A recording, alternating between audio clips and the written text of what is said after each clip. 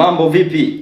Kama uliambiwa winga hafungi, winga hatoi assist kwa maana ya pasi za mabao, ulikosea sana. Aliyekwambia alikudanganya. Sasa huyu anaitwa Michael Aman, kiungo mshambuliaji au unaweza kumuita ni winga wa timu ya Afad Plateau ya nchini Ivory Coast ama Cote d'Ivoire. Ni mchezaji ambaye anacheza katika timu hiyo, lakini ni mchezaji ambaye amekuwa na mchango mkubwa sana katika timu hiyo, kwa sababu amekuwa ni mchezaji ambaye ni panga pangua ya Afad Plateau, kwa maana ya hiyo timu ambayo inacheza au inashiriki ligi kuu ya nchini Ivory Coast.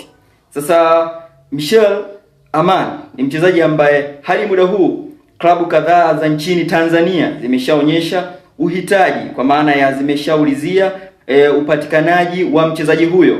Sasa nimekuja kukueleza kwa nini na kwa namna gani ambavyo timu za Tanzania zinahitaji saini yake. Ni kwa sababu ni mchezaji ambaye amekuwa na mchango mkubwa hasa katika mabao hadi muda huu katika hiyo ligi ya Ivory Coast, kwa maana ya the Ivory Coast League 1 ameshafunga mabao 10 na assist 6. Kwa hiyo inaonyesha ni kwa jinsi gani ambavyo ni mchezaji ambaye amekuwa na mchango mkubwa, kwa sababu mabao 10 na assist 6. Sasa hizo goli 10 na assist 6 maana yake goal contribution ya 16. Unaweza ukatazama ni kwa jinsi gani ambavyo amekuwa na mchango mkubwa sana katika timu.